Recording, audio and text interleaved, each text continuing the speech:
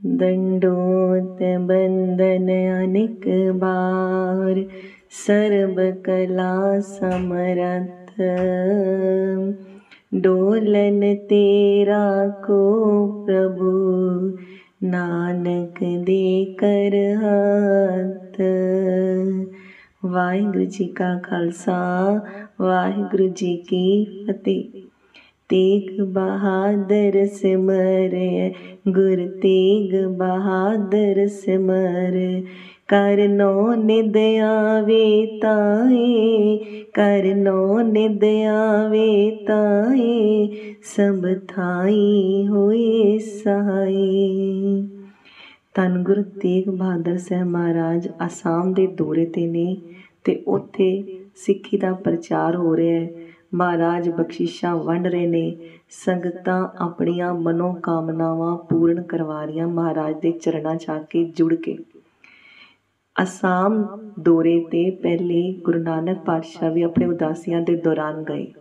ਜਦੋਂ ਗੁਰੂ ਨਾਨਕ ਪਾਤਸ਼ਾਹ ਅਸਾਮ ਉੱਤੇ ਗਏ ਅਤੇ ਉੱਥੇ ਨੂਰ ਸ਼ਾਹ ਜਾਦੂਗਰਨੀ ਦਾ ਕੁਫਰਗੜ੍ਹ ਤੋੜਿਆ ਸੀ ਮਹਾਰਾਜ ਨੇ।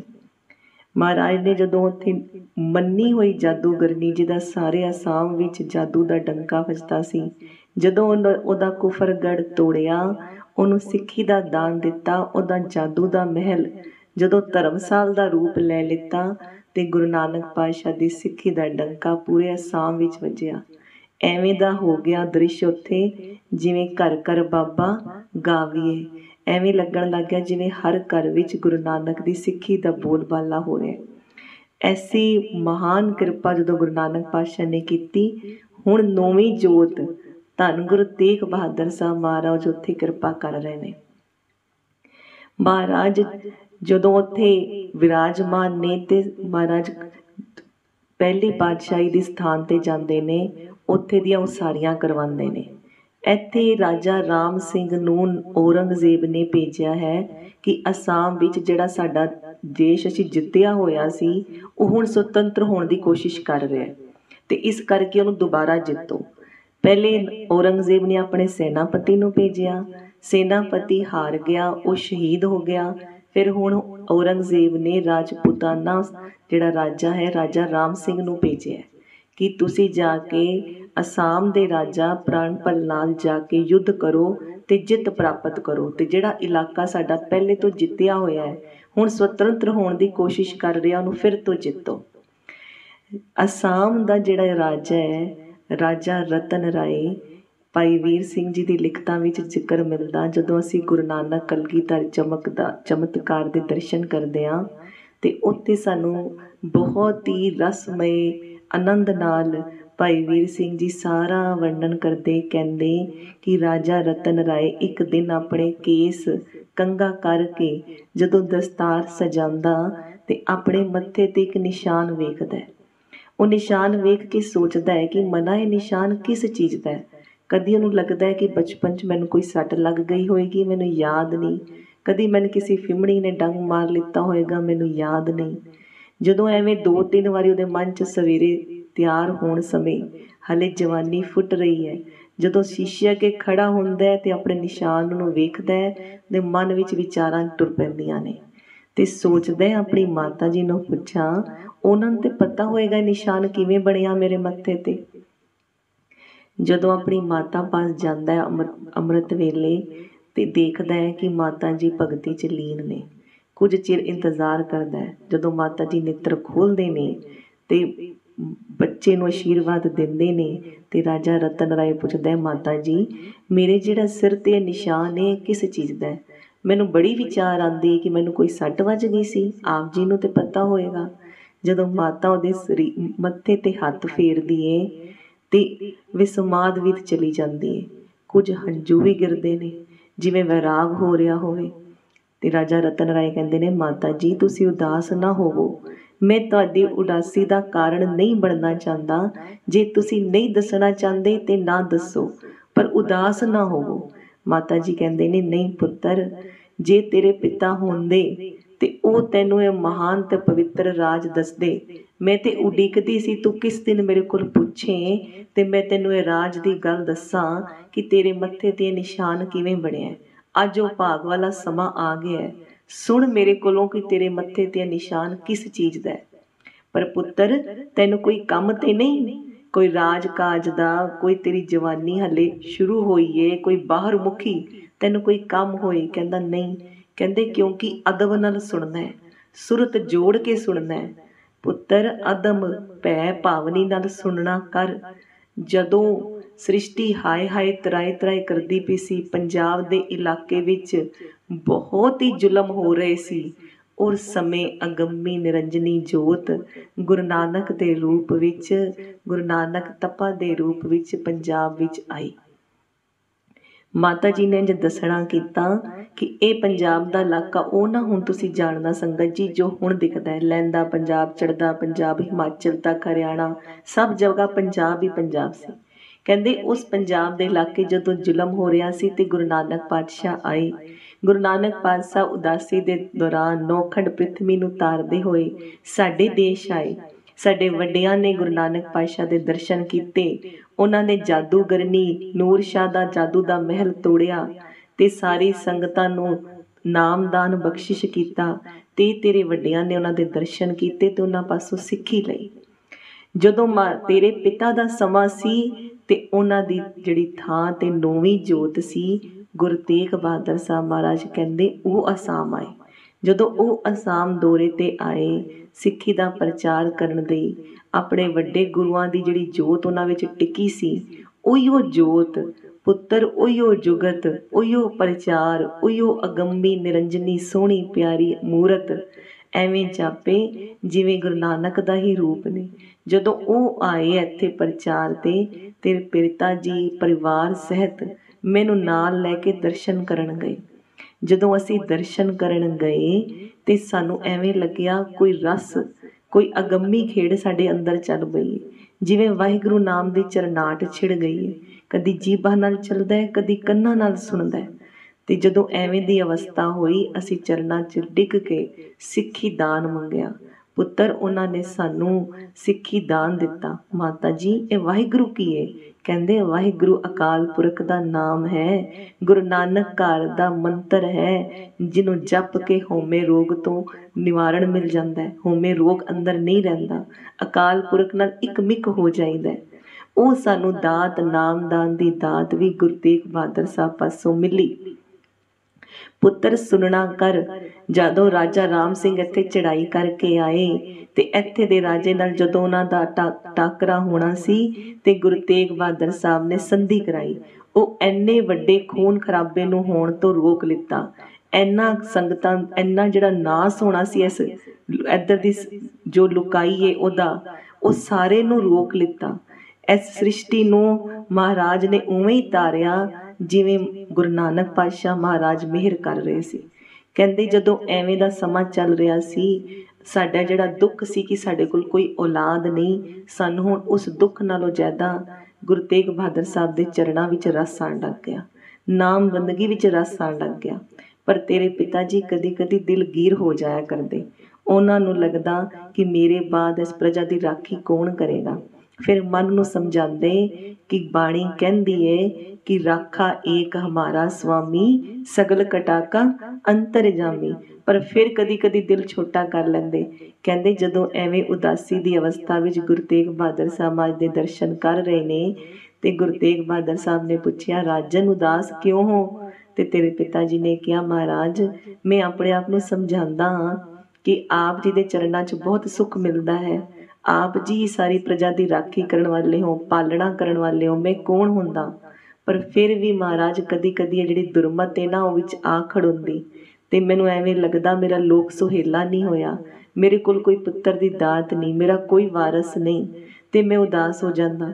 ਕਹਿੰਦੇ ਐਵੇਂ ਕਰਦੇ ਕਰਦੇ ਤੇਰੇ ਪਿਤਾ ਜੀ ਬਹੁਤ ਉਦਾਸ ਹੋ ਗਏ ਤੇ ਚਰਨਾਂ ਤੇ ਲਿਪਟ ਕੇ ਦਿਲ ਖੋਲ ਕੇ ਫਿਰ ਦਾਤ ਮੰਗ ਹੀ ਲਈ। ਕਹਿੰਦੇ ਕਹਿ ਦਿੱਤਾ ਕਿ ਗੁਰੂ ਨਾਨਕ ਦੇ ਘਰੋਂ ਮੇਰਾ ਲੋਕ ਵੀ ਸੁਹੇਲਾ ਕਰ ਦਿਓ ਤੇ ਮੇਰਾ ਪਰਲੋਕ ਵੀ ਸੁਹੇਲਾ ਕਰ ਦਿਓ, ਮੈਨੂੰ ਇੱਕ ਪੁੱਤਰ ਦੀ ਦਾਤ ਬਖਸ਼ ਦਿਓ।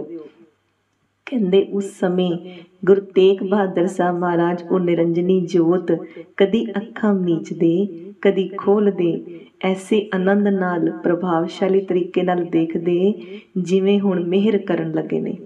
ਉਹਨਾਂ ਨੇ ਹੱਥ ਵਿੱਚ ਪੁੱਤਰ ਇੱਕ ਅੰਗੂਠੀ ਪਾਈ ਸੀ ਛਾਪ, ਉਹ ਅੰਗੂਠੀ ਉਹਨਾਂ ਨੇ ਲਾ ਲਈ ਜਿਹਦੇ ਨਾਲ ਉਹ ਮੋਹਰ ਲਗਾਉਂਦੇ ਸੀ। ਉਹ ਅੰਗੂਠੀ ਕਦੀ ਸੱਜੇ ਹੱਥ ਵਿੱਚ ਕਰਦੇ ਨੇ, ਕਦੀ ਖੱਬੇ ਹੱਥ ਵਿੱਚ ਕਰਦੇ ਨੇ। ਤੇਰੇ ਪਿਤਾ ਜੀ ਚਰਨਾਂ ਤੇ ਟੱਠੇ ਹੋਏ ਨੇ। ਕਹਿੰਦੇ ਇਸ ਅੰਗੂਠੀ ਨਾਲ ਮਹਾਰਾਜ ਨੇ ਤੇਰੇ ਪਿਤਾ ਦੇ ਮੱਥੇ ਨੂੰ ਠੁੱਕਰ ਮਾਰ ਕੇ ਕਿਹਾ, ਗੁਰੂ ਨਾਨਕ ਦੇ ਘਰੋਂ ਤੁਹਾਨੂੰ ਇੱਕ ਪੁੱਤਰ ਦੀ ਦਾਤ ਦਿੱਤੀ, ਉਦਾਸ ਨਾ ਹੋਵੋ, ਤੁਹਾਨੂੰ ਪੁੱਤਰ ਦੀ ਦਾਤ ਦਿੱਤੀ। ਜਦੋਂ ਤੁਹਾਡੇ ਘਰ ਪੁੱਤਰ ਆਏਗਾ ਉਹਦੇ ਮੱਥੇ ਤੇ ਇਸ ਅੰਗੂਠੀ ਦੀ ਛਾਪ ਹੋਵੇਗੀ, ਜਿਹਨੂੰ ਵੇਖ ਕੇ ਤੁਹਾਨੂੰ ਪ੍ਰਤੀਤ ਹੋ ਜਾਏਗੀ ਕਿ ਇਹ ਦਾਤ ਤੁਹਾਨੂੰ ਗੁਰੂ ਨਾਨਕ ਦੇ ਘਰੋਂ ਹੀ ਮਿਲੀ ਹੈ। ਐਸੀ ਮਹਾਰਾਜ ਨੇ ਬਖਸ਼ਿਸ਼ ਕੀਤੀ। ਮੇਰੇ ਲਾਲ, ਜਦੋਂ ਗੁਰੂ ਸਾਹਿਬ ਨੇ ਇਹ ਵਚਨ ਕਹੇ ਨਾ, ਉਹਨਾਂ ਦੇ ਵਚਨ ਕਰਨ ਤੋਂ 1 ਵਰ੍ਹੇ ਬਾਅਦ ਤੂੰ ਸਾਡੇ ਘਰ ਆਇਆ। ਤੈਨੂੰ ਵੇਖ ਕੇ ਪਰਿਵਾਰ ਵੀ ਬੜਾ ਖੁਸ਼ ਹੋਇਆ, ਪ੍ਰਜਾ ਵੀ ਬੜੀ ਖੁਸ਼ ਹੋਈ, ਤੇ ਸਾਰੇ ਵਿਸਮਾਦ ਵੀ ਕਰਦੇ, ਅਚਰਜ ਵੀ ਵੇਖਦੇ ਕਿ ਤੇਰੇ ਮੱਥੇ ਤੇ ਉਹ ਛਾਪ ਹੈ। ਤੇ ਉਹ ਛਾਪ ਹੀ ਨਹੀਂ, ਉਸ ਵਿੱਚ ਜੋ ਗੁਰਮੁਖੀ ਵਿੱਚ 1 ਓਂਕਾਰ ਅੱਖਰ ਸੀ ਉਹ ਤੇਰੇ ਮੱਥੇ ਤੇ ਹੈ। ਇਹ ਤਾਂ ਹੀ ਤੈਨੂੰ ਸੱਟ ਨਹੀਂ ਲੱਗਦੀ। ਇਹ ਸੱਟ ਨਹੀਂ ਹੈ ਪੁੱਤਰ, ਇਹ ਗੁਰੂ ਨਾਨਕ ਘਰ ਦੀ ਮੋਹਰ ਹੈ, 1 ਓਂਕਾਰ ਦੀ ਛਾਪ ਹੈ ਜੋ ਤੇਰੇ ਮੱਥੇ ਤੇ ਹੈ, ਜੋ ਇਹ ਦੱਸਦੀ ਹੈ ਕਿ ਤੂੰ ਗੁਰੂ ਨਾਨਕ ਘਰ ਦੀ ਦਾਤ ਹੈ। ਇੱਥੇ ਸਾਰੇ ਮੰਤਰੀ ਜਿਹੜੇ ਨੇ ਉਹਨਾਂ ਨੇ ਸਿੱਖੀ ਦਾ ਦਾਨ ਲਿੱਤਾ, ਜਿਸ ਸਦਕਾ ਤੂੰ ਅੱਜ ਰਾਜ ਕਰਦਾ ਹੈ। ਬਚਪਨ 'ਚ ਤੇਰੇ ਪਿਤਾ ਜੀ ਚਲੇ ਗਏ, ਮੰਤਰੀਆਂ ਨੇ ਇਮਾਨਦਾਰੀ ਤੇ ਧਰਮ ਦਾ ਰਾਜ ਕੀਤਾ, ਕਿਉਂਕਿ ਉਹਨਾਂ ਨੇ ਗੁਰੂ ਤੇਗ ਬਹਾਦਰ ਸਾਹਿਬ ਮਹਾਰਾਜ ਕੋਲੋਂ ਸਿੱਖੀ ਦਾ ਦਾਨ ਲਿਆ ਸੀ। ਤਾਂ ਹੀ ਤੇਰੀ ਜਿਹੜੀ ਅੱਜ ਰਾਜੇ ਦੀ ਗੱਦੀ ਹੈ ਉਹ ਸੁਰੱਖਿਅਤ ਹੈ, ਕਿਸੇ ਨੇ ਉਹਦੇ ਤੇ ਹਮਲਾ ਨਹੀਂ ਕੀਤਾ, ਕਬਜ਼ਾ ਨਹੀਂ ਕੀਤਾ, ਕਿਉਂਕਿ ਸਾਰੇ ਗੁਰੂ ਤੇਗ ਬਹਾਦਰ ਸਾਹਿਬ ਮਹਾਰਾਜ ਦੇ ਚਰਨਾਂ ਨਾਲ ਜੁੜੇ ਹੋਏ ਸੀ ਮੇਰੇ ਲਾਲ। ਤੇ ਜਦੋਂ ਐਵੇਂ ਦੀ ਗੱਲਾਂ ਸੁਣੀਆਂ ਤੇ ਰਾਜਾ ਰਤਨ ਰਾਏ ਜੀ ਦਾ ਮਨ ਜਿਹੜਾ ਹੈ ਉਹ ਬੜਾ ਵੈਰਾਗਮਈ ਹੋ ਗਿਆ। ਕਹਿੰਦੇ ਮਾਤਾ ਜੀ, ਮੈਂ ਅਭਾਗਾ ਰਵਾਂਗਾ, ਮੈਨੂੰ ਕਦੋਂ ਦਰਸ਼ਨ ਕਰਾਉਣ ਲੈ ਕੇ ਜਾਓਗੇ, ਮੈਨੂੰ ਕਦੋਂ ਚਰਨਾਂ ਦਾ ਸੰਗਤ ਮਿਲੇਗੀ। ਜਦੋਂ ਐਵੇਂ ਦੇ ਸਵਾਲ ਕੀਤੇ ਤੇ ਮਾਤਾ ਜੀ ਚੁੱਪ ਹੋ ਗਏ, ਕਿਉਂਕਿ ਹੁਣ ਰਾਜਾ ਰਤਨ ਰਾਏ ਜਵਾਨ ਹੋ ਚੁੱਕੇ ਨੇ ਤੇ ਗੁਰੂ ਤੇਗ ਬਹਾਦਰ ਸਾਹਿਬ ਦੀ ਗੱਲ ਕਦੋਂ ਦੀ ਸੁਣਾ ਰਹੇ ਨੇ, ਜਦੋਂ ਮਹਾਰਾਜ ਅਸਾਮ ਦੌਰੇ ਤੇ ਗਏ ਸੀ, ਜਦੋਂ ਰਤਨ ਰਾਏ ਜੀ ਦਾ ਜਨਮ ਵੀ ਨਹੀਂ ਹੋਇਆ ਸੀ। ਕਹਿੰਦੇ ਹੁਣ ਤੇ ਪੁੱਤਰ ਔਰੰਗਜ਼ੇਬ ਨੇ ਬੜਾ ਜ਼ੁਲਮ ਕਮਾਇਆ, ਗੁਰੂ ਸਾਹਿਬ ਹੁਣ ਸ਼ਹੀਦੀਆਂ ਪਾ ਗਏ ਨੇ। ਇਹ ਸੁਣ ਕੇ ਰਤਨ ਰਾਏ ਬਹੁਤ ਉਦਾਸ ਹੋਇਆ, ਪਰ ਬਾਅਦ ਵਿੱਚ ਉਹ ਫਿਰ 10ਵੇਂ ਪਾਤਸ਼ਾਹ ਗੁਰੂ ਗੋਬਿੰਦ ਸਿੰਘ ਮਹਾਰਾਜ ਜੀ ਦੇ ਦਰਸ਼ਨ ਕਰਨ ਅਨੰਦਪੁਰ ਸਾਹਿਬ ਗਿਆ। ਇਹ ਉਹੀ ਰਾਜਾ ਰਤਨ ਰਾਏ ਸੰਗਤ ਜੀ ਜੋ 5 ਕਲਾ ਸ਼ਸਤਰ, ਪ੍ਰਸ਼ਾਦੀ ਹਾਥੀ, ਚੰਦਨ ਦੀ ਚੌਂਕੀ, ਚੋਰ ਸਾਹਿਬ, ਇਹ ਸਭ ਵਸਤੂਆਂ ਲੈ ਕੇ ਮਹਾਰਾਜ ਦੇ ਚਰਨਾਂ ਵਿੱਚ ਅਨੰਦਪੁਰ ਸਾਹਿਬ ਆਇਆ ਸੀ। ਜਦੋਂ ਮਹਾਰਾਜ ਨੇ ਐਵੇਂ ਅਸਾਮ ਦੌਰੇ ਤੇ ਭਾਗ ਲਗਾਏ, ਸੰਗਤਾਂ ਨੂੰ ਤਾਰਿਆ, ਉਹਨਾਂ ਦੀਆਂ ਸਭ ਮਨੋਕਾਮਨਾਵਾਂ ਪੂਰਨ ਕੀਤੀਆਂ, ਸਿੱਖੀ ਦੇ ਦਾਨ ਦਿੱਤੇ, ਤੇ ਰਾਜਾ ਰਤਨ ਰਾਏ ਦੇ ਮਾਤਾ ਪਿਤਾ ਨੇ ਜਦੋਂ ਉਹਨਾਂ ਨੂੰ ਪੋਥੀ ਸਾਹਿਬ ਵੀ ਬਖਸ਼ਿਸ਼ ਕੀਤੇ ਤੇ ਉੱਥੇ ਆਪਣੇ ਕੁਝ ਸੇਵਕਾਂ ਨੂੰ ਛੋੜਿਆ ਜੋ ਉਹਨਾਂ ਨੂੰ ਬਾਣੀ ਨਾਲ ਜੋੜਦੇ ਰਹਿਣ ਤੇ ਸਿੱਖੀ ਦਾ ਪ੍ਰਚਾਰ ਹੁੰਦਾ ਰਹੇ। ਗੁਰੂ ਨਾਨਕ ਪਾਤਸ਼ਾਹ ਦੇ ਸਥਾਨ ਤੇ ਵੀ ਐਵੇਂ ਹੀ ਮਹਾਰਾਜ ਨੇ ਸਿੱਖਾਂ ਦੀ ਡਿਊਟੀ ਲਗਾਈ ਕਿ ਤੁਸੀਂ ਇੱਥੇ ਸਿੱਖੀ ਦਾ ਪ੍ਰਚਾਰ ਕਰਦੇ ਰਹਿਣਾ। ਆਪ ਮਹਾਰਾਜ ਅਸਾਮ ਦੌਰੇ ਤੋਂ ਵਾਪਸ ਆਉਂਦੇ ਨੇ ਪਟਨਾ ਸਾਹਿਬ। ਇਹ 1670 ਦਾ ਸਮਾਂ ਚੱਲ ਰਿਹਾ ਹੈ। ਇਸ ਸਮੇਂ 10ਵੇਂ ਪਾਤਸ਼ਾਹ ਦੀ ਜਿਹੜੀ ਆਯੂ ਹੈ ਉਹ ਤਕਰੀਬਨ ਪੌਣੇ 4 ਸਾਲ ਦੀ ਹੈ। ਜਦੋਂ ਮਹਾਰਾਜ ਪਟਨਾ ਸਾਹਿਬ ਆਪਣੇ ਘਰ ਨੂੰ ਵਾਪਸ ਆ ਰਹੇ ਨੇ, ਆਪਣੇ ਪਰਿਵਾਰ ਪਾਸ, ਤੇ ਹਾਲੇ ਤੱਕ ਪਿਤਾ ਤੇ ਪੁੱਤਰ ਦਾ, ਗੁਰੂ ਤੇਗ ਬਹਾਦਰ ਸਾਹਿਬ ਮਹਾਰਾਜ ਤੇ ਉਹਨਾਂ ਦੇ ਸਾਹਿਬਜ਼ਾਦੇ ਦਾ ਹਾਲੇ ਮਿਲਣ ਨਹੀਂ ਹੋਇਆ, ਸਰੀਰਕ ਰੂਪ ਵਿੱਚ ਹਾਲੇ ਮਿਲਣ ਨਹੀਂ ਹੋਇਆ। ਜਦੋਂ ਗੁਰੂ ਤੇਗ ਬਹਾਦਰ ਸਾਹਿਬ ਪਟਨਾ ਸਾਹਿਬ ਆਉਂਦੇ ਨੇ ਤੇ ਪਟਨਾ ਸਾਹਿਬ ਦੇ ਬਾਹਰ ਪਾਸੇ ਇੱਕ ਬਾਗ ਹੈ ਜੋ ਉੱਥੇ ਦੇ ਨਵਾਬਾਂ ਦਾ, ਰਹੀਮ ਬਖਸ਼ ਤੇ ਕਰੀਮ ਬਖਸ਼ ਦਾ ਬਾਗ ਹੈ, ਜੋ ਇੱਕ ਫਕੀਰ ਦੇ ਕਹਿਣ ਤੇ ਸ਼ਰਾਬੀ ਤੇ ਮੁਰਝਾਇਆ ਹੋਇਆ ਹੈ। ਕੋਈ ਫੁੱਲ ਨਹੀਂ ਉੱਥੇ ਖਿੜਦਾ ਤੇ ਬਾਗ ਬਿਲਕੁਲ ਉਜਾੜ ਹੈ। ਉਸ ਉਜਾੜ ਬਾਗ ਵਿੱਚ ਆ ਕੇ ਧੰਨ ਗੁਰੂ ਤੇਗ ਬਹਾਦਰ ਸਾਹਿਬ ਮਹਾਰਾਜ ਆਉਂਦੇ ਨੇ ਤੇ ਵਿਰਾਜਦੇ ਨੇ ਤੇ ਉਸ ਬਾਗ ਨੂੰ ਭਾਗ ਲਗਾਉਂਦੇ ਨੇ। ਕਿਵੇਂ ਭਾਗ ਲੱਗਦੇ ਨੇ, ਕਿਸ ਤਰ੍ਹਾਂ ਮਹਾਰਾਜ ਤੇ ਮਹਾਰਾਜ ਦੇ ਪਰਿਵਾਰ ਦਾ ਆਪਸੀ ਮਿਲਣ ਹੁੰਦਾ ਹੈ, ਮਹਾਰਾਜ ਫਿਰ ਕੀ ਦਾਤਾਂ ਵੰਡਦੇ ਨੇ, ਮਹਾਰਾਜ ਕਿਰਪਾ ਕਰਨਗੇ। ਅਸੀਂ ਇਹ ਕੱਲ ਦਰਸ਼ਨ ਕਰਾਂਗੇ ਮਹਾਰਾਜ ਦੇ ਇਸ ਪ੍ਰਸੰਗ ਦੇ। ਸਾਰੀ ਸੰਗਤ ਆਖੋ ਜੀ, ਧੰਨ ਗੁਰੂ ਤੇਗ ਬਹਾਦਰ ਸਾਹਿਬ। ਆਓ ਜੀ ਅਸੀਂ ਮਹਾਰਾਜ ਦੀ ਬਾਣੀ ਦੀ ਜੋ ਵਿਚਾਰ ਚੱਲ ਰਹੀ ਹੈ ਉਸ ਨਾਲ ਜੁੜੀਏ। ਸਮਾਂ ਘੱਟ ਹੈ। ਪ੍ਰਾਣੀ ਰਾਮ ਨ ਚੇਤਈ, ਮਦ ਮਾਇਆ ਕੈ ਅੰਧ। ਪ੍ਰਾਣੀ, ਹੇ ਪ੍ਰਾਣਾਧਾਰੀ ਜੀਵ, ਤੂੰ ਉਸ ਰਮੇ ਹੋਏ ਰਾਮ ਨੂੰ ਨਹੀਂ ਚੇਤੇ ਕਰਦਾ, ਨਹੀਂ ਯਾਦ ਕਰਦਾ, ਤੂੰ ਜੋ ਮਾਇਆ ਇਕੱਠੀ ਕਰ ਲਈ ਹੈ ਤੈਨੂੰ ਉਸ ਦਾ ਨਸ਼ਾ ਹੋ ਗਿਆ ਹੈ। ਉਸ ਨਸ਼ੇ ਦੇ ਕਾਰਨ ਤੂੰ ਅੰਨਾ ਹੋ ਗਿਆ ਹੈ। ਤੈਨੂੰ ਆਪਣੇ ਪਰਮਾਰਥ ਦਾ ਰਸਤਾ ਵੀ ਨਹੀਂ ਦਿਸਦਾ। ਤੂੰ ਨਹੀਂ ਦੇਖਦਾ ਕਿ ਤੇਰੇ ਲਈ ਚੰਗਾ ਕੀ ਏ ਤੇ ਭਲਾ ਕੀ ਏ। ਕਹੋ ਨਾਨਕ ਹਰ ਭਜਨ ਬਿਨ ਪਰਤ ਤਾਹੀ ਜਮ ਫੰਦ। ਮਹਾਰਾਜ ਕਹਿੰਦੇ ਇੱਕ ਵਾਰੀ ਨਹੀਂ ਬਾਰ-ਬਾਰ ਚੇਤੇ ਕਰਵਾ ਕੇ ਕਹਿੰਦੇ ਕਿ ਤੈਨੂੰ ਭਜਨ ਤੋਂ ਬਗੈਰ, ਬੰਦਗੀ ਤੋਂ ਬਗੈਰ, ਅਕਾਲ ਪੁਰਖ ਦੀ ਆਰਾਧਨਾ ਤੋਂ ਬਗੈਰ ਜਮਾਂ ਦੀ ਫਾਹੀ ਪਏਗੀ। ਤੂੰ ਜਮਾਂ ਦੇ ਸ਼ਿਕੰਜੇ ਵਿੱਚ ਫਸ ਜਾਏਗਾ। ਧਰਮ ਰਾਜਾ ਦੇ ਹਜ਼ੂਰ ਤੈਨੂੰ ਪੇਸ਼ ਕਰਨਗੇ। ਤੇਰੇ ਕਰਮਾਂ ਦਾ ਨਿਬੇੜਾ ਹੋਏਗਾ, ਲੇਖੇ ਜੋਖੇ ਹੋਣਗੇ। ਮਹਾਰਾਜ ਕਹਿੰਦੇ ਇਸ ਤੋਂ ਪਹਿਲੇ ਕਿ ਤੈਨੂੰ ਜੰਮ ਫੜ ਕੇ ਲੈ ਜਾਣ, ਤੂੰ ਬੰਦਗੀ ਨਾਲ ਜੁੜ ਜਾ ਤੇ ਜਿਹੜੇ ਆਪਣੇ ਤੂੰ ਲੇਖ ਲਿਖਵਾਏ ਨੇ ਨਾ ਉਹ ਫੜਵਾ ਲੈ। ਉਹ ਕਦੋਂ ਫਟਣਗੇ? ਧਰਮ ਰਾਏ ਦਰ ਕਾਗਦ ਫਾਰੇ, ਜਨ ਨਾਨਕ ਲੇਖਾ ਸਮਝਾ। ਤੂੰ ਗੁਰੂ ਦੀ ਸ਼ਰਨ ਪੈ ਜਾ। ਤੇ ਜਦੋਂ ਗੁਰੂ ਬਖਸ਼ ਦਿੰਦਾ ਹੈ ਤੇ ਕਿਸੇ ਦੀ ਜ਼ਰੂਰਤ ਨਹੀਂ ਹੁੰਦੀ ਕਿ ਉਹ ਤੇਰਾ ਲੇਖਾ ਦੇਖ ਲੈ। ਮਹਾਰਾਜ ਕਹਿੰਦੇ ਸੁਖ ਮੈਂ ਬੋ ਸੰਗੀ ਪਏ, ਦੁੱਖ ਮੈਂ ਸੰਗ ਨਾ ਕੋਈ। ਜਦੋਂ ਮਹਾਰਾਜ ਕੋਲੋਂ ਸਿੱਖ ਕਹਿੰਦੇ ਨਾ, ਬੇਨਤੀ ਕਰਦੇ ਮਹਾਰਾਜ ਜਿਹੜੇ ਸੰਗੀ ਸਾਥੀ ਨੇ ਨਾ ਬੜੇ ਪਿਆਰੇ ਲੱਗਦੇ ਨੇ, ਇਹਨਾਂ ਨਾਲ ਸਮਾਂ ਬੀਤ ਜਾਂਦਾ ਮਹਾਰਾਜ, ਅਸੀਂ ਬੰਦਗੀ ਵੱਲ ਧਿਆਨ ਹੀ ਨਹੀਂ ਕਰਦੇ। ਮਹਾਰਾਜ ਕਹਿੰਦੇ ਉਹਦਾ ਵੀ ਭੇਦ ਸੁਣ ਲਓ। ਫਿਰ ਇਹ ਸਾਰੇ ਸੁੱਖ ਦੇ ਸਾਥੀ ਨੇ। ਜਦ ਤੱਕ ਤੁਹਾਡੇ ਕੋਲ ਸੁੱਖ ਹੈ, ਇਹ ਨਿਰੋਗੀ ਕਾਇਆ ਹੈ, ਇਹ ਸੰਗੀ ਸਾਥੀ ਸਾਰੇ ਨਾਲ ਨੇ। ਜਦੋਂ ਦੁੱਖ ਆਇਆ ਇਹ ਕਾਇਆ ਨੂੰ ਰੋਗ ਚਿਮੜ ਗਏ ਤੇ ਕੋਈ ਸੰਗੀ ਨਾਲ ਨਹੀਂ ਹੋਏਗਾ। ਅਸੀਂ ਹੁਣੇ ਕੋਵਿਡ ਵਿੱਚ ਦੇਖਿਆ ਨਾ, ਖੂਨ ਨੇ ਖੂਨ ਨੂੰ ਛੱਡ ਦਿੱਤਾ, ਕੋਈ ਸੰਗੀ ਨਾਲ ਨਹੀਂ ਟੁਰਿਆ। ਮਹਾਰਾਜ ਕਹਿੰਦੇ ਅੱਜ ਹੀ ਵੇਖ ਲੈ ਤੂੰ ਆਪਣੇ ਸੰਗੀਆਂ ਨੂੰ, ਤੂੰ ਕਹਿ ਕੇ ਵੇਖ ਲੈ ਕਿ ਮੇਰਾ ਦਿਵਾਲੀਆ ਨਿਕਲ ਗਿਆ ਤੇ ਮੈਨੂੰ ਕਰਜ਼ਾ ਚਾਹੀਦਾ। ਤੇਰੇ 10 ਚੋਂ ਕਿੰਨੇ ਸੰਗੀ ਨੇ ਤੇਰੇ ਨਾਲ ਟੁਰਦੇ ਨੇ ਤੇ ਤੈਨੂੰ ਕਰਜ਼ਾ ਦਿੰਦੇ ਨੇ ਤੇ ਤੈਨੂੰ ਕਹਿੰਦੇ ਨੇ ਨਹੀਂ ਤੂੰ ਸਾਡੇ ਕੋਲੋਂ ਲੈ ਤੇ ਦੁਬਾਰਾ ਆਪਣਾ ਕੰਮ ਕਾਜ ਸ਼ੁਰੂ ਕਰ। ਕਿੰਨੇ ਕੁ ਸੰਗੀ ਨੇ, ਤੂੰ ਅੱਜ ਹੀ ਜਾ ਕੇ ਵੇਖ ਲੈ। ਮਹਾਰਾਜ ਕਹਿੰਦੇ ਸੁਖ ਮੈਂ ਬੋ ਸੰਗੀ ਪਏ, ਦੁੱਖ ਮੈਂ ਸੰਗ ਨਾ ਕੋਈ। ਦੁੱਖ ਵਿੱਚ ਕੋਈ ਨਾਲ ਨਹੀਂ ਟੁਰਦਾ। ਕਹੋ ਨਾਨਕ ਹਰ ਭਜ ਮਨਾ, ਅੰਤ ਸਹਾਈ ਹੋਏ। ਉਸ ਪਰਮਾਤਮਾ ਦੀ ਬੰਦਗੀ ਕਰ, ਭਜਨ ਕਰ, ਜਿਹੜਾ ਅੰਤ ਵਿੱਚ, ਅੰਤਲੇ ਸਮੇਂ ਵਿੱਚ ਹਮੇਸ਼ਾ ਸਹਾਈ ਹੁੰਦਾ ਹੈ।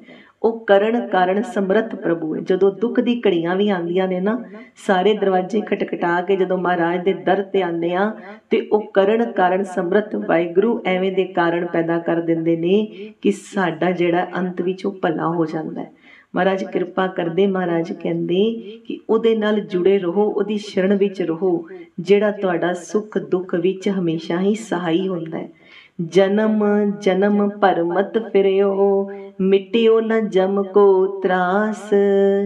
ਜਨਮ ਜਨਮ ਤੋਂ ਭਟਕਦੇ ਆ ਰਹੇ ਹਾਂ ਮਹਾਰਾਜ। ਇਹ ਜਮ ਦੀ ਜਿਹੜੀ ਡਰ ਏ, ਉਹਦਾ ਤਰਾ ਜਿਹੜਾ ਸਾਡੇ ਅੰਦਰੋਂ ਮਿਟਿਆ ਨਹੀਂ। ਮਹਾਰਾਜ ਇੱਕ ਸਿੰਘ ਆਪਣੇ ਸਿੱਖਾਂ ਨੂੰ ਕਹਿ ਰਹੇ ਨੇ ਕਿ ਤੁਸੀਂ ਜਨਮ ਜਨਮ ਤੋਂ ਭਟਕਦੇ ਆ ਰਹੇ ਹੋ। ਇੱਕ ਅਰਥ ਵਿੱਚ ਤੇ ਜਿਵੇਂ ਸਿੱਖ ਬੇਨਤੀ ਕਰ ਰਹੇ ਨੇ ਮਹਾਰਾਜ ਅਸੀਂ ਜਨਮ ਜਨਮ ਤੋਂ ਭਟਕਦੇ ਆ ਰਹੇ ਹਾਂ, ਇੱਕ ਅਰਥ ਐਵੇਂ ਜਾਣੋ ਕਿ ਜਿਵੇਂ ਮਹਾਰਾਜ ਕਹਿ ਰਹੇ ਨੇ ਕਿ ਤੁਸੀਂ ਭਟਕਦੇ ਆ ਰਹੇ ਹੋ। ਤੁਹਾਡੇ ਸਿਰ ਤੇ ਜਿਹੜੇ ਜਮ ਦਾ ਡੰਡ ਏ ਉਹ ਹਲੇ ਮੁੱਕਿਆ ਨਹੀਂ। ਕਿਉਂ ਨਹੀਂ ਮੁੱਕਿਆ? ਜੇ ਮੁੱਕ ਗਿਆ ਹੁੰਦਾ ਅਸੀਂ ਇੱਥੇ ਥੋੜ੍ਹੀ ਨਾ ਬੈਠੇ ਹੁੰਦੇ, ਅਸੀਂ ਤੇ ਸਦੀਵੀ ਮਹਾਰਾਜ ਦੇ ਚਰਨਾਂ 'ਚ ਨਿਵਾਸ ਕਰ ਰਹੇ ਹੁੰਦੇ। ਮਹਾਰਾਜ ਕਹਿੰਦੇ ਇਹ ਜਿਹੜਾ ਜਮਾਂ ਦਾ ਤਰਾ ਏ ਇਹ ਕਦੋਂ ਮੁੱਕੇਗਾ? ਕਹੋ ਨਾਨਕ ਹਰ ਭਜ ਮਨਾ, ਨਿਰਭੈ ਪਾਵੈ ਬਾਸ। ਜਦੋਂ ਤੁਸੀਂ ਹਰੀ ਦਾ ਭਜਨ ਕਰੋਗੇ, ਵਾਹਿਗੁਰੂ ਦੀ ਆਰਾਧਨਾ ਕਰੋਗੇ ਤੇ ਤੁਸੀਂ ਨਿਰਭੈ ਪਦ ਨੂੰ ਪ੍ਰਾਪਤ ਹੋਵੋਗੇ। ਜਿਹੜੀ ਨਿਰਭਉ ਅਵਸਥਾ ਵਿੱਚ ਵਾਹਿਗੁਰੂ ਜੀ ਵਿਚਰਦੇ ਨੇ, ਤੁਹਾਡੀ ਵੀ ਉਹ ਨਿਰਭਉ ਅਵਸਥਾ ਹੋ ਜਾਏਗੀ। ਸਾਰੇ ਡਰਾਂ ਤੋਂ ਰਹਿਤ ਹੋ ਜਾਓਗੇ। ਸਿਰਫ ਜਨਮ ਦਾ ਮਰਨ ਦਾ ਡਰ ਹੀ ਨਹੀਂ, ਜਮਾਂ ਦਾ ਡਰ ਹੀ ਨਹੀਂ, ਤੁਹਾਨੂੰ ਕੋਈ ਵੀ ਡਰ ਨਹੀਂ ਸਤਾਏਗਾ ਜਦੋਂ ਤੁਸੀਂ ਨਾਮ ਸਿਮਰਨ ਵਿੱਚ ਵਾਹਿਗੁਰੂ ਜੀ ਦੀ ਬੰਦਗੀ ਵਿੱਚ ਜੁੜ ਜਾਓਗੇ। ਜਤਨ ਬਹੁਤ ਮੈਂ ਕਰ ਰਹਿਓ, ਮਿਟਿਓ ਨਾ ਮਨ ਕੋ ਮਾਨ। ਮਹਾਰਾਜ ਆਪ ਜੀ ਕਹਿੰਦੇ ਹੋ ਕਿ ਮਨ ਦਾ ਮਾਨ ਨਾ ਕਰੋ, ਹਉਮੈ ਨਾ ਰੱਖੋ। ਮਹਾਰਾਜ ਆਪ ਜੀ ਦੇ ਕਹੇ ਅਨੁਸਾਰ ਬੜੇ ਯਤਨ ਕਰਦੇ ਆ, ਫਿਰ ਹਉਮੈ ਆ ਲਿਪਟਦੀ ਹੈ, ਫਿਰ ਮਨ ਨੂੰ ਮਾਨ ਹੋ ਜਾਂਦਾ ਹੈ। ਮਹਾਰਾਜ ਜਿਹੜੇ ਗੁਣ ਕਮਾਉਂਦੇ ਆ ਨਾ, ਉਹ ਗੁਣਾਂ ਨਾਲ ਹੀ ਹਉਮੈ ਹੋ ਆਉਂਦੀ ਹੈ। ਇੱਕ ਅਰਥ ਐਵੇਂ ਜਾਣੋ ਜਿਵੇਂ ਮਹਾਰਾਜ ਕਹਿਣਾ ਕਰ ਰਹੇ ਨੇ ਕਿ ਤੁਸੀਂ ਬਹੁਤ ਯਤਨ ਕਰਦੇ ਹੋ ਪਰ ਤੁਹਾਡੇ ਮਨ ਦਾ ਮਾਨ ਨਹੀਂ ਮਿਟ ਰਿਹਾ। ਦੁਰਮਤ ਸਿਓ ਨਾਨਕ ਫਦਿਓ, ਰਾਖ ਲਿਓ ਭਗਵਾਨ। ਮਹਾਰਾਜ ਕਹਿੰਦੇ ਇਹਨਾਂ ਜੀਵਾਂ ਦਾ ਜਿਹੜਾ ਹਉਮੈ ਰੋਗ ਨਹੀਂ ਜਾ ਰਿਹਾ, ਇਹਨਾਂ ਦੀ ਖੋਟੀ ਮੱਤ ਇਹਨਾਂ ਦਾ ਪਿੱਛਾ ਨਹੀਂ ਛੱਡਦੀ। ਇਹ ਅਕਾਲ ਪੁਰਖ ਵਾਹਿਗੁਰੂ ਇਹਨਾਂ ਜੀਵਾਂ ਦੀ ਕਲਿਆਣ ਕਰੋ, ਇਹਨਾਂ ਨੂੰ ਤੁਸੀਂ ਰੱਖ ਲਓ, ਤੁਸੀਂ ਇਹਨਾਂ ਦੇ ਰਾਖੇ ਬਣ ਜਾਓ। ਇੱਕ ਅਰਥ ਵਿੱਚ ਅਸੀਂ ਮਹਾਰਾਜ ਸਾਨੂੰ ਸਮਝਾਣਾ ਕਰ ਰਹੇ ਨੇ ਕਿ ਮਹਾਰਾਜ ਨੂੰ ਬੇਨਤੀ ਕਿਵੇਂ ਕਰੀ ਦੀਏ। ਅਸੀਂ ਬੇਨਤੀ ਰੂਪ ਵਿੱਚ ਇਹ ਸਲੋਕ ਕਹੀਏ ਕਿ ਜਤਨ ਬਹੁਤ ਮੈਂ ਕਰ ਰਹੇ ਹੋ, ਮਿਟਿਓ ਨਾ ਮਨ ਕੋ ਮਾਨ।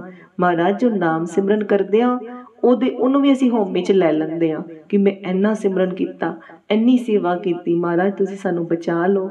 ਇਹ ਖੋਟੀ ਮੱਤ ਫਿਰ ਆ ਲਿਪਟਦੀ ਏ, ਆਪਣੇ ਇਸ਼ਟ ਉੱਪਰ ਹੀ ਸ਼ੰਕਾ ਕਰਵਾ ਦਿੰਦੀ ਹੈ। ਗੁਰੂਦੇਵ ਅਸੀਂ ਕੀ ਕਰੀਏ, ਸਾਨੂੰ ਰੱਖ ਲਓ। ਤੇ ਆਪ ਜੀ ਦੀ ਸ਼ਰਨ ਵਿੱਚ ਹੀ ਸਾਡਾ ਟਿਕਾਣਾ ਹੈ, ਆਪ ਜੀ ਦੀ ਸ਼ਰਨ ਵਿੱਚ ਹੀ ਅਸੀਂ ਬਚ ਸਕਦੇ ਹਾਂ। ਬਾਲ ਜਵਾਨੀ ਅਰ ਬਿਰਧ ਫੁਨ, ਤੀਨ ਅਵਸਥਾ ਜਾਨ। ਮਹਾਰਾਜ ਕਹਿੰਦੇ ਇੱਕ ਬਾਲਪਨ, ਇੱਕ ਜਵਾਨੀ ਤੇ ਇੱਕ ਵਡੇਪਾ, ਇਹ ਮੁੱਖ ਤੌਰ ਤੇ 3 ਅਵਸਥਾਵਾਂ ਜਾਣ ਜਿਹੜੀਆਂ ਗੁਰੂ ਸਾਹਿਬ ਕਹਿੰਦੇ ਤੈਨੂੰ ਅਕਾਲ ਪੁਰਖ ਬਖਸ਼ਦਾ ਹੈ। ਜੇ ਬਾਲ ਰੂਪ ਤੈਨੂੰ ਬਖਸ਼ਿਆ ਤੇ ਇੱਕ ਸੌਗਾਤ ਸਮਝ, ਨਹੀਂ ਤੇ ਕਈ ਗਰਭ ਜੋਨੀ ਵਿੱਚ ਹੀ ਮਰ ਜਾਂਦੇ ਨੇ, ਗਰਭ ਤੋਂ ਬਾਹਰ ਹੀ ਨਹੀਂ ਆ ਪਾਉਂਦੇ। ਤੈਨੂੰ ਬਾਲ ਰੂਪ ਬਾਲ ਜਿਹੜੀ ਅਵਸਥਾ ਬਖਸ਼ੀ ਹੈ, ਉਹਨੂੰ ਤੂੰ ਧਰੁਵ ਤੇ ਪ੍ਰਹਲਾਦ ਦੀ ਤਰ੍ਹਾਂ ਨਾਮ ਸਿਮਰਨ ਨਾਲ ਜੁੜ ਜਾ। ਕਿਉਂਕਿ ਜਿਹੜੇ ਹੁੰਦੀਆਂ ਨੇ ਨਾ ਸੁੱਕੀਆਂ ਲੱਕੜਾਂ ਪਹਿਲੇ ਜਿਹੜੀਆਂ ਛੋਟੀਆਂ, ਉਹਨਾਂ ਨੂੰ ਜਲਦੀ ਅੱਗ ਪਕੜਦੀ। ਮਹਾਰਾਜ ਕਹਿੰਦੇ ਇਹ ਬਾਲ ਅਵਸਥਾ ਵਿੱਚ ਮਨ ਜਲਦੀ ਜੁੜਦਾ ਹੈ ਕਿਉਂਕਿ ਪਵਿੱਤਰ ਹੁੰਦਾ ਹੈ, ਹਾਲੇ ਮਾਇਆ ਦੀ ਉਨੀ ਕਾਲਖ ਨਹੀਂ ਲੱਗੀ ਹੁੰਦੀ। ਪਰ ਜੇ ਤੇਰਾ ਬਾਲ ਸਮਾਂ ਨਿਕਲ ਗਿਆ ਤੇ ਮਹਾਰਾਜ ਨੇ ਤੈਨੂੰ ਇੰਨੀ ਆਯੂ ਬਖਸ਼ੀ ਹੈ, ਸਵਾਸ ਬਖਸ਼ੇ ਨੇ ਕਿ ਜਵਾਨੀ ਤੇਰੇ ਤੇ ਆਈ ਹੈ, ਤੇ ਜਵਾਨੀ ਨੂੰ ਤੂੰ ਸਹੀ ਢੰਗ ਨਾਲ ਗੁਜ਼ਾਰ, ਤੂੰ ਵਾਹਿਗੁਰੂ ਜੀ ਦੀ ਸੇਵਾ ਵਿੱਚ ਲੱਗ ਜਾ।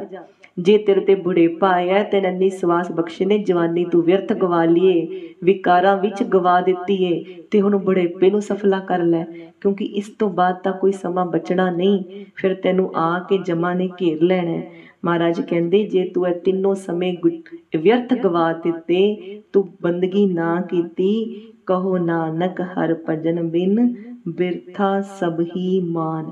ਇਹ ਸਿੱਖਿਆ ਨੂੰ ਸੱਚਾ ਕਰਕੇ ਮੰਨ ਲੈ ਕਿ ਬੰਦਗੀ ਤੋਂ ਬਗੈਰ ਨਾ ਤੇਰਾ ਬਚਪਨ ਕਿਸੇ ਕੰਮ ਦਾ ਹੈ, ਨਾ ਜਵਾਨੀ ਕਿਸੇ ਕੰਮ ਦੀ ਏ, ਨਾ ਬੁਢਾਪਾ ਕਿਸੇ ਕੰਮ ਦਾ ਹੈ। ਬਾਣੀ ਗੁਰੂ ਕਹਿੰਦੇ ਇਹ ਮਾਨਸ ਜਨਮ ਦੁਲੰਭ ਹੈ, ਨਾਮ ਬਿਨਾ ਬਿਰਥਾ ਸਭ ਜਾਏ। ਹੁਣ ਵੱਤੇ ਹਰ ਨਾਮ ਨਾ ਬੀਜਿਓ, ਅੱਗੇ ਭੁੱਖਾ ਕਿਆ ਖਾਏ। ਜੇ ਹੁਣ ਸਮਾਂ ਰਹਿੰਦੇ ਨਾਮ ਦਾ ਬੀਜ ਨਹੀਂ ਬੋਇਆ ਤੇ ਅੱਗੇ ਭੁੱਖੇ ਰਹੋਗੇ, ਕੀ ਖਾਓਗੇ? ਇੱਥੇ ਵੀ ਭੁੱਖੇ ਰਵਾਂਗੇ। ਕਿਉਂ? ਸਾਡੀ ਅਵਸਥਾ ਬਣ ਜਾਏਗੀ ਸਹਿਜ ਕਟੇ ਲਖ ਕੋ ਉਠਤਾਵੇ, ਤ੍ਰਿਪਤ ਨਾ ਆਵੇ ਮਾਇਆ ਪਾਛੇ ਪਾਵੇ। ਤ੍ਰਿਪਤ ਨਹੀਂ ਆਏਗੀ ਨਾਮ ਤੋਂ ਬਗੈਰ। ਮਹਾਰਾਜ ਕਹਿੰਦੇ ਇੱਥੇ ਵੀ ਭੁੱਖੇ ਰਹੋਗੇ ਜੇ ਨਾਮ ਨਹੀਂ ਜਪੋਗੇ, ਗੁਰੂ ਦੀ ਸ਼ਰਨ ਨਹੀਂ ਪਾਓਗੇ। ਕਿਉਂਕਿ ਸਾਚਾ ਨਾਮ ਮੇਰਾ ਆਧਾਰੋ, ਸੱਚ ਨਾਮ ਆਧਾਰ ਮੇਰਾ, ਜਿਨ ਭੁੱਖਾਂ ਸਭ ਗਵਾਈਆਂ, ਕਰ ਸਾਂਤ ਸੁਖ ਮਨ ਆਇ ਵਸਿਆ, ਜਿਨ ਇੱਛਾ ਸਭ ਪੁਜਾਈਆਂ। ਇਹ ਸਬਰ ਸੰਤੋਖ ਦਾ ਜਿਹੜੀ ਅਵਸਥਾ ਹੈ, ਇਹਦੇ ਬਗੈਰ ਕੋਈ ਰਾਜਾ ਨਹੀਂ ਬਣ ਸਕਦਾ, ਸਬਰ ਤੇ ਸੰਤੋਖ ਤੋਂ ਬਗੈਰ। ਕਿਉਂਕਿ ਜਿਹਦੇ ਅੰਦਰ ਤ੍ਰਿਸ਼ਨਾ ਹੈ ਉਹ ਰਾਜਾ ਹੈ ਹੀ ਨਹੀਂ। ਰਾਜਾ ਉਹੀ ਹੈ ਜਿਹਦੇ ਅੰਦਰ ਸਬਰ ਤੇ ਸੰਤੋਖ ਹੈ। ਮਹਾਰਾਜ ਕਹਿੰਦੇ ਇਹ ਸਾਰੀਆਂ ਅਵਸਥਾ ਤੇਰੀਆਂ ਵਿਅਰਥ ਚਲੀਆਂ ਜਾਣਗੀਆਂ ਜੇ ਤੂੰ ਬੰਦਗੀ ਨਹੀਂ ਕੀਤੀ। ਤੂੰ ਅੱਗੇ ਵੀ ਭੁੱਖਾ ਰਹੇਗਾ ਤੇ ਤੂੰ ਇੱਥੇ ਵੀ ਭੁੱਖਾ ਰਹੇਗਾ। ਕਰਣੋ ਹੁਤੋ ਸੋ ਨਾ ਕੀਓ, ਪਰਿਓ ਲੋਭ ਕੈ ਫੰਦ। ਜਿਹੜਾ ਕੰਮ ਕਰਨ ਵਾਲਾ ਸੀ ਉਹ ਤੂੰ ਨਹੀਂ ਕੀਤਾ, ਤੂੰ ਆਪਣੇ ਲੋਭ ਲਾਲਚ ਵਿੱਚ ਫਸਿਆ ਰਿਹਾ। ਨਾਨਕ ਸਮਿਓ ਰਮ ਗਇਓ, ਅਬ ਕਿਉਂ ਰੋਵਤ ਅੰਧ। ਹੁਣ ਸਮਾਂ ਸਾਰਾ ਲੰਘ ਗਿਆ, ਹੁਣ ਤੇਰੇ ਰੋਣ ਦਾ ਕੀ ਫਾਇਦਾ ਹੋਏਗਾ? ਜਦ ਤੈਨੂੰ ਅੱਤ ਬੁਢੇਪੇ ਦੀ ਅਵਸਥਾ ਆ ਜਾਏਗੀ ਨਾ, ਫਿਰ ਤੂੰ ਜਿੰਨਾ ਮਰਜ਼ੀ ਰੋਏ। ਜੇ ਤੂੰ ਪੂਰੀ ਜ਼ਿੰਦਗੀ ਨਹੀਂ ਜਪਿਆ ਫਿਰ ਤੇਰੀ ਸੁਰਤ ਟਿਕੇਗੀ ਨਹੀਂ। ਇਸ ਤੋਂ ਪਹਿਲਾਂ ਕਿ ਉਹ ਸਮਾਂ ਆ ਜਾਏ, ਇਸ ਤੋਂ ਪਹਿਲੇ ਕਿ ਤੇਰਾ ਅਖੀਰਲਾ ਸਵਾਸ ਆ ਜਾਏ, ਤੂੰ ਜਮਾ ਅੱਗੇ ਰੋਏ ਕਿ ਮੈਨੂੰ ਕੁਝ ਸਮਾਂ ਹੋਰ ਦੇ ਦਿਓ। ਮਹਾਰਾਜ ਕਹਿੰਦੇ ਬੰਦਗੀ ਵਿੱਚ ਜੁੜ ਜਾਓ, ਸਦਾ ਹੀ ਕਹੋ ਕਿ ਵਾਹਿਗੁਰੂ ਵਾਹਿਗੁਰੂ ਵਾਹਿਗੁਰੂ। ਜੈ ਵਸਤ ਮੰਗੀਏ ਸਾਈ ਪਾਈਏ, ਜੇ ਨਾਮ ਚਿੱਤ ਲਾਈਏ। ਉਹਦੀ ਕਿਰਪਾ ਤੋਂ ਬਗੈਰ, ਉਹਦੀ ਟੇਕ ਤੋਂ ਬਗੈਰ ਕੋਈ ਆਸਰਾ ਨਹੀਂ। ਨਾਮ ਜਪਿਆ ਵੀ ਤਾਂ ਹੀ ਸਫਲ ਹੈ ਜੇ ਉਸ ਦੀ ਸ਼ਰਨ ਵਿੱਚ ਆ, ਉਹਦੀ ਟੇਕ ਵਿੱਚ ਆ, ਤੇ ਨਹੀਂ ਤਾਂ ਨਾਮ ਹਉਮੈ ਦੇ ਦਿੰਦਾ। ਇਹ ਹਉਮੈ ਜਿਹੜਾ ਹੈ, ਨਾਮ ਹਉਮੈ ਦਵਾ ਵੀ ਦਿੰਦਾ ਹੈ ਤੇ ਨਾਮ ਹਉਮੈ ਉਤਾਰ ਵੀ ਦਿੰਦਾ ਹੈ। ਜੇ ਟੇਕ ਵਿੱਚ ਰਹਾਂਗੇ, ਸ਼ਰਨ ਵਿੱਚ ਰਹਾਂਗੇ ਤੇ ਸਾਰੇ ਦੁੱਖ ਤਕਲੀਫਾਂ ਤੋਂ, ਰੋਗ ਤੋਂ ਬੱਚੇ ਰਵਾਂਗੇ। ਫਿਰ ਸਾਡੀ ਅਵਸਥਾ ਬਣੇਗੀ पंच दूत तुद वस कीते, काल कंटक मारिया तुर करम पाया, तुद जिनको से नाम हर कै लागे। जे टेक तो बाहर चले जावांगे फिर कीती सेवा का भी गुमान हो जाएगा, फिर उल्टा होर मैल लगेगी। इस करके ਅਸੀਂ महाराज ਦੀ शरण ਵਿੱਚ रहिए ਤੇ सदा गाते रहिए धन गुरु तेग बहादुर साहब महाराज। सारी संगत ते महाराज कृपा करन।